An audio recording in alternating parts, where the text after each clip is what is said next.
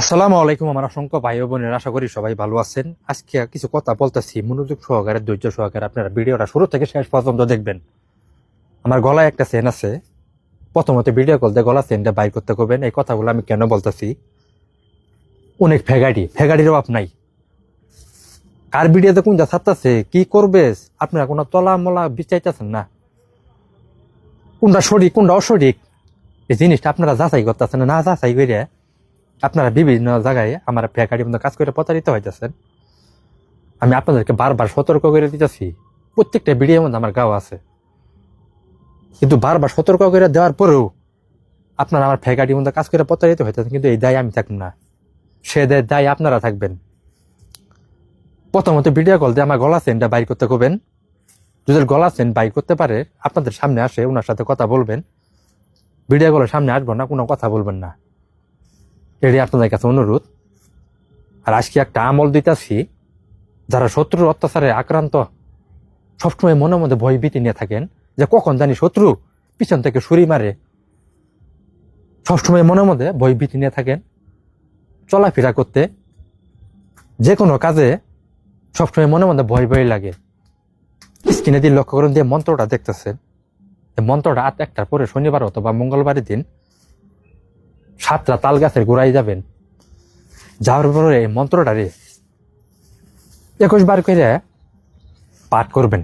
যে মন্ত্রটা যার প্রতি আপনি প্রয়োগ করবেন, প্রথমতই তার নাম নিবেন, তার পিতার নাম নিবেন। নেওয়ার পরে মন্ত্রটারে প্রত্যেক তাল গাছের গোড়ায় 21 বার করে পাঠ করবেন। 7টা তাল গাছের গোড়ায় 21 বার করে পাঠ করার লাগবো। পাঠ করে এই তাল গাছের মধ্যে ফুটিবেন।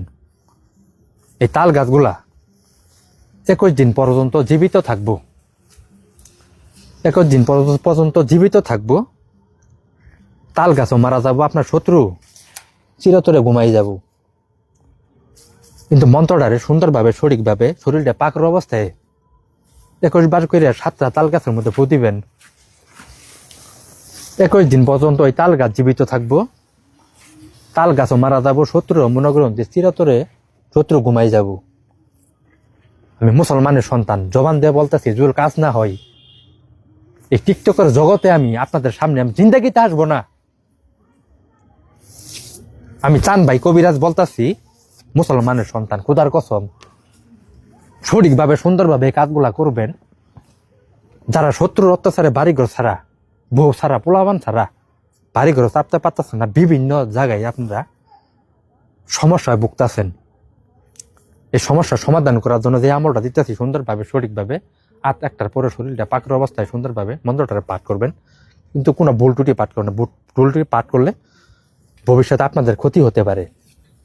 আর কাজটা করার আগে আবার আমার কাছে একটু অনুমতি নেবেন। কিছু গোপন তত্ত্ব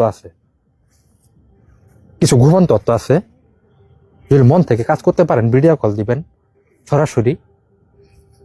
এই গোপন তত্ত্বটা আমি আপনাদেরকে বলে দেবো, ওইভাবে সুন্দরভাবে কাজ করবেন। যদি কাজ না হয় তার বাধা আমারে বলবেন। বন্দুকের গুলি মিস হবে কিন্তু ওই কাজ মিস হবে না, এটা আমি আপনাদেরকে চ্যালেঞ্জ দিয়ে বললাম। সঠিকভাবে সুন্দরভাবে কাজগুলা করবেন।